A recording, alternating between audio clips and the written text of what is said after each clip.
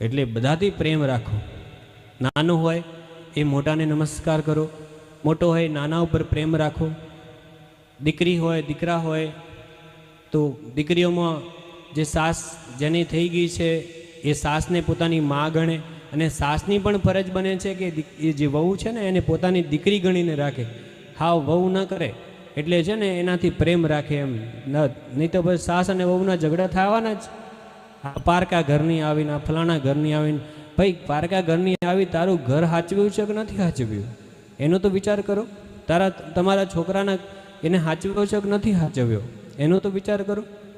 એટલે એના થકી એને ખૂબ પ્રેમ રાખો, એને જરૂરિયાતની જે ચીજો છે એને આપો.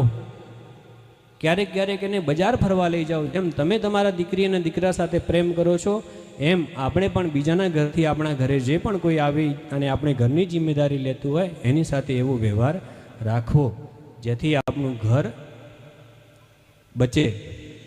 નકો આ સમાજ તૂટતો જરાય વાર નથી લાગતી અને તોડવા માટે અનેક વિધર્મીઓ પ્રયત્ન કરી રહ્યા છે. આજની અનાદિકાળથી પ્રયત્ન કરી રહ્યા છે. અને હવે તો નવું ટ્રેન્ડ ચાલ્યું છે. દીકરા દીકરીઓને ફસાવાની વાત છોડો, દરેક ઘરની વહુઓને ફસાવે છે.